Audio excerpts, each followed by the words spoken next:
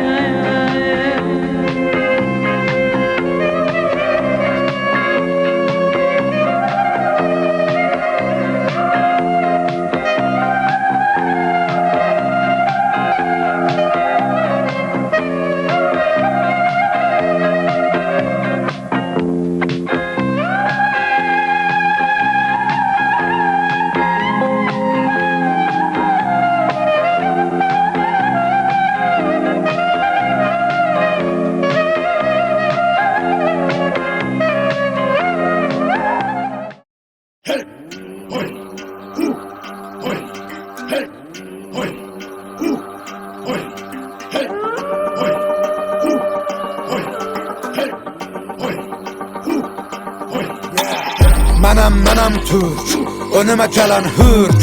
Danışam indilə, hər gün bir hilə. Bərkiyə qadağalarım, doğrana dilim ili ilə. Mənəm burada sahibi mülkətim türkdür, qanım türk. Yer üzündə kul mənəm, düşmanıma qul mən. Nəsimi kamanından bıraxdığı o tir mənəm, tir mən.